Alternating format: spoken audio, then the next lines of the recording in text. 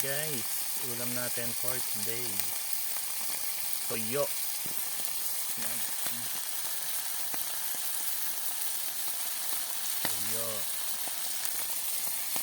pritong toyo.